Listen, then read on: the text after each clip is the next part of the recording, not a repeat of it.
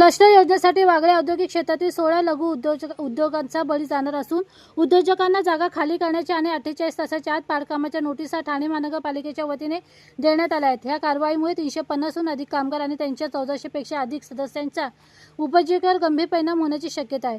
या लघु उद्योजकांच्या पाठीशी आता आमदार संजय केळकर उभे राहिले असून क्लस्टरच्या नावाखाली उद्योजकांना उद्ध्वस्त करू नका, अन्यथा बेमुदत उपोषण करावे लागेल असा इशारा आमदार संजय केळकर यांनी दिला आहे।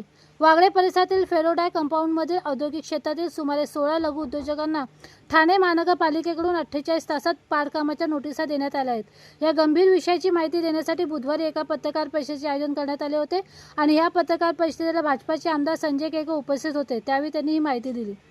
ठाणे महानगरपालिकेतर्फे वागळे स्टेट रोड क्रमांक 22 येथील फेरोडाय कंपाऊंडमधील सुमारे 16 लघु उद्योजकांना 48 तासात जागा खाली करण्याची व पाडकामाची नोटीस देण्यात आली आहे। या नोटिशीमुळे लघु उद्योजकांपुढे गंभीर संकट उभे राहिले असून या प्रकरणात तातडीने हस्तक्षेप करून लघु उद्योजकांचे मानवतेच्या दृष्टीने व सामाजिक हेतू समोर ठेवून संरक्षण करावे अशी विनंती वजा मागणी ठाणे स्मॉल स्केल इंडस्ट्रीज असोसिएशनतर्फे उपमुख्यमंत्री एकनाथ शिंदे तसेच भाजपाचे आमदार संजय केळकर यांच्याकडे करण्यात आली आहे।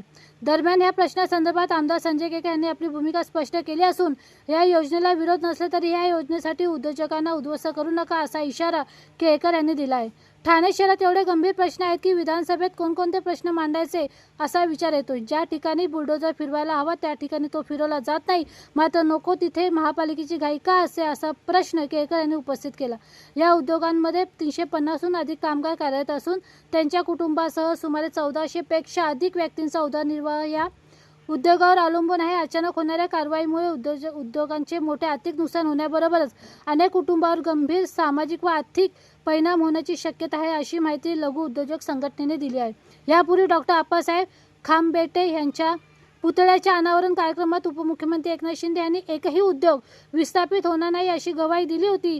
त्यामुळे सद्यस्थितीत देण्यात आलेल्या 48 तासाच्या नोटीसीबाबतची माहिती त्यांच्या निदर्शनास आली नसावी या भावनेतून हा विषय काल त्यांच्यापर्यंत पोहोचवण्यात आला असल्याचे लघु उद्योजक संघटनेने सांगितले।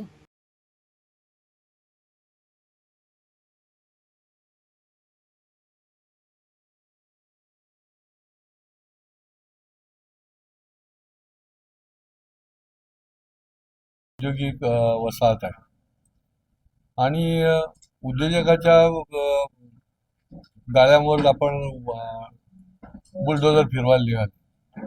ज्यांच्यावर बुलडोजर फिरवायला पाहिजे त्यांच्यावर फिरवायचा नाही आणि जे काम करणारे कष्टकरी आहे, जे कामगारांना न्याय देत आहेत, कामगारांना त्या ठिकाणी त्यांच्या हाताला काम देत आहेत, ज्या कंपन्यांच्या नावावर करोडो रुपयाची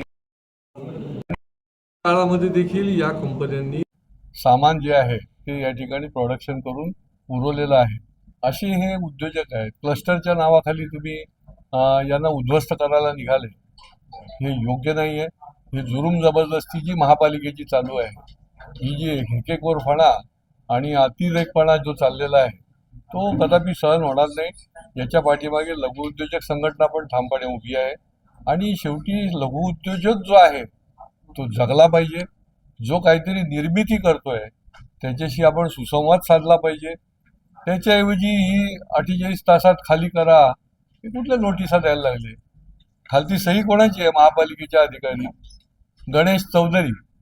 अहो, यांनी त्या येऊरमधलं देखील एकही बांधकाम निष्कासित केलेलं नाही आणि या उद्योजकावर हे करायला निघाले। म्हणजे हा जो दुटप्पीपणा चाललेला आहे तो अजिबात योग्य नाहीये। जर का आपण हे नोटीस मागे घेऊन त्यांच्याबरोबर सुसंवाद साधला नाही, त्यांना योग्य त्या ठिकाणी त्याच ठिकाणी उर्वरित 50% आहे ती तुम्ही क्लस्टरला द्या। क्लस्टरला यांचा विरोध पण नाही, परंतु यांचे जिथे गाळे आहेत त्या फेरोडायने दिलेले, ओनरशिप केलेले, पैसे घेऊन दिलेले ते गाळे की जे 30 वर्ष काम करतायत, तर त्यांच्यावर तुम्ही बुलडोजर फिरवणार का? त्यांचा पर्यायी त्या ठिकाणी द्या किंवा आहे त्या ठिकाणीच राहून उर्वरित जी 50% जागा जी आहे क्लस्टर करता तुमच्या नियमामध्ये घ्यायला निघाले ती घ्या। अन्यथा या ठिकाणी 48 तासाची जी नोटीस आहे त्याच्या आतमध्ये ही सगळी मंडळी जी आहे ती तिथे बेमुदत धरणं आंदोलन करायला बसतील। त्या ठिकाणी किस्सा देखील त्याचं नेतृत्व करेल आणि हे लोन जे आहे ते उद्योजकांमध्ये पसरत जाईल। सर 22 तारखेपासून तरी पण अशा नोटीस आल्या म्हणजे कंटेम्प्ट कोर्ट नाही. नाही, कोर्टात जरी केस असली प्रिज्युडाइस आहे, थांबायला पाहिजे. अहो, आपण इतक्या ठिकाणी कोर्टाच्या आदेश असून सुद्धा तुम्ही काही कारवाई करत नाही. म्हणजे हे महापालिकेचं जे काही चाललेलं आहे ना, ते काय चाललेलं आहे मलाही प्रश्न पडलेला आहे. आणि जिथे आदेश आहेत तिथे कारवाई नाही, आणि जिथे कुठलेही काही आदेश नाही तिथे हे म्हणजे असे धावत सुटल्यासारखे कारवाई करायला तयार झाले आहेत, आणि क्लस्टरच्या करता. त्याच्यामुळे हे अन्यायकारक आहे, हे बेजबाबदारपणाचं लक्षण आहे. तुम्ही सुसंवाद करा, या उद्योजकांबरोबर बसून त्याच्यातला तोडगा काढा, आणि त्याच्यानंतर जी क्लस्टर करता पाहिजे असलेली जागा आहे, यांनी तर वागळे इस्टेटमधल्या सगळ्याच इंडस्ट्रीला 75% इंडस्ट्रीला नोटिसा काढल्या. वागळे इस्टेट काही सगळं हे करणार आहेत, करायचंय का? उद्योग सगळे संपून टाकायचे आहेत का? हा देखील याच्यामध्ये प्रश्न पडलेला आहे. आणि त्याच्यामुळे आपण जर हे मागे घेतलं नाही तर ही मंडळी जी आहे ती या ठिकाणी बेमुदत धरणं करतील, आणि आमचा पूर्ण पाठिंबा राहील. आम्ही देखील या उद्योजकांना न्याय मिळण्यासाठी या ठिकाणी उपस्थित राहू. त्यांची दिशाभूल व्हायचं काही कारण नाही. शेवटी कायद्याचं राज्य आहे. इंडियन रबर कंपनीला देखील त्यांनी कामगारांना वाऱ्यावर सोडलंय क्लस्टरच्या नावाखाली, आणि त्यांना अजून त्यांची थकबाकी पण मिळालेली नाही, ते वणवण फिरतायत. त्यामुळे क्लस्टरच्या नावाखाली उद्योजकांना तुम्ही उद्ध्वस्त करू नका. दुसऱ्या आमच्या गरीब बांधवांना स्थापित करण्याकरता यांना तुम्ही विस्थापित करण्याचा धंदा करू नका. सर, 22 तारखेपासून पावसाळी अधिवेशन देखील सुरू होणार आहे. हा मुद्दा विधिमंडळाच्या पटलावर आणणार का? आणि दुसरा प्रश्न म्हणजे मंत्री महोदयांची भेट घेऊन या संदर्भात काही चर्चा करणार. तिस्साच्या लोकांनी मंत्री महोदयांची पण भेट घेतलेली आहे. आणि राहिला प्रश्न अधिवेशनाचा, की कुठले कुठले प्रश्न घ्यायचे. आकाश फाटलेलं आहे ठाण्यामध्ये, काय करायचं? गरीब माणसाला जर न्याय मिळत नसेल, मग झोपडपट्टीचे घ्यायचे का, SRA घ्यायचे का, मोडकळीस आलेल्या इमारतींमधल्या रहिवाशांना फसवणूक चाललेली आहे त्याचे घ्यायचे का, कायदा सुव्यवस्थेच्या संबंधातला काही गंभीर प्रश्न घ्यायचे. आणि त्याच्यामुळे हे प्रश्न जे आहेत ते तिथे घेऊच, परंतु बाहेरच्या लढाईमध्ये देखील याच्यामध्ये सामील व्हायला पाहिजे, यांना न्याय मिळाला पाहिजे. में कोई भी उद्योग जिसके पास में उद्यम है, जिसके पास में GST नंबर है ऑफिशियली, उनको अगर अपना उद्योग बंद करना होगा तो उनको डेप्यूटी कमिश्नर के पास, लेबर डेप्यूटी कमिश्नर के पास में 30 दिन का नोटिस देना पड़ता है. लेबर कमिश्नर अगर परमिशन देता है तो वो उद्योग बंद होता है. वर्कर्स के सारे ड्यूज पे करने होते हैं. उसके बाद में ESIC PF, उनका भी एक ऑडिट होता है जो वो अपने समय पे होते हैं. 2 महीना उनको अप्लाई करने के बाद 2-3 महीने के बाद में ऑडिट होता है. उनके जो भी डिमांड्स है वो सब क्लोज होने होते हैं. ये सब होने के बाद हम उद्योग को बंद कर सकते हैं, उसके पहले बंद भी नहीं कर सकते. जब भी 48 आवर्स का नोटिस आएगा तो ये सब कहाँ से होगा? तो ये सारा का सारा हिसाब किताब वहीं का वहीं अधूरा रह जाता है और उद्योग बंद नहीं हो पाता. कोई भी बैंक का अकाउंट बंद नहीं हो पाएगा और बैंक में सब नोटिस लग जाएंगे, अकाउंट्स फ्रोजन हो जाएंगे. तो ये सब भी महानगर पालिका को सोचना चाहिए, सरकार को भी ये साथ में सोचना चाहिए. किसी के दबाव में आके काम किया जा रहा है या डेवलप के नाम पे कुछ किया जा रहा है? नहीं, ये उसके बारे में मेरा कुछ कहना नहीं है. खाली जो उद्योगों को बंद करने का गवर्नमेंट ने एक प्रोसीजर लगा के रखा है, वो ये प्रोसीजर है जो कम से कम 6 महीने से 1 साल में पूरा होता है. कितने लोग इस पे इफेक्ट होंगे? 350 उसमें वर्कर है एंड उसमें लगभग 1400 लोग उनके ऊपर डिपेंड है. आणि सगळ्यात महत्त्वाचं म्हणजे एकही उद्योजक क्लस्टरच्या विरोधात नाही, पण क्लस्टर डेव्हलपमेंट करत असताना ते उद्योग, तिथे जे लघु उद्योग आहेत ते विस्थापित होता कामा नये, ही त्यांची इच्छा आहे. कारण गेले 20 वर्ष तिथे ते व्यवसाय करतायत, ते GST भरतायत, ते प्रोफेशन टॅक्स भरतायत, ते विविध कर भरतायत, ते निर्यात पण करतायत. आणि जसं मगाशी ते म्हणाले त्याप्रमाणे कोरोना काळामध्ये मेडिकल इक्विपमेंट पासून मॅन्युफॅक्चरिंग त्या लोकांनी केलेलं आहे. आणि त्याशिवाय ESIC आहे, PF आहे, एवढे कामगार त्यांच्यावरती अवलंबून आहे.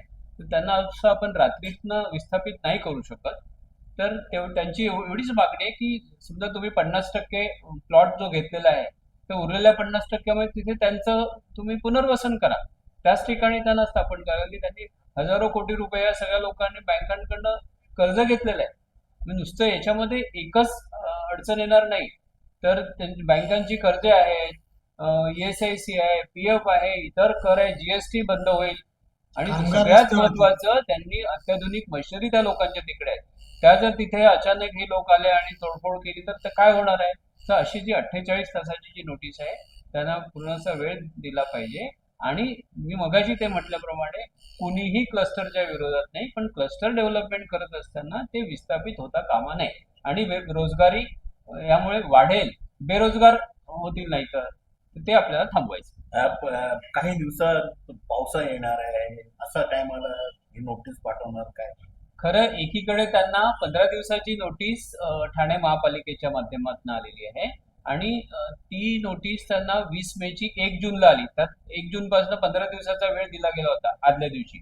आणि काल अचानक 48 आवर्सची आली टीएमसीच्या दुसऱ्या विभागाकडनं. हे अन्यायकारक.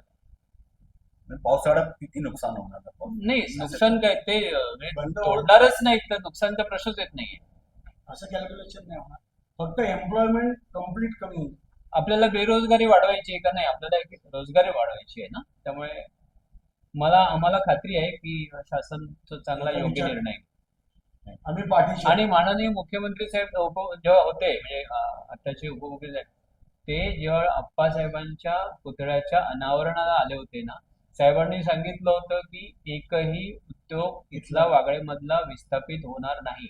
त्यामुळे हे सरांना कदाचित कल्पना पण नसेल की टीएमसीने 48 आवर्सची त्यांना नोटीस दिलेली आहे. त्यामुळे सर जे आहेत हे न्याय्य भूमिका घेतील आणि आम्हाला खात्री आहे.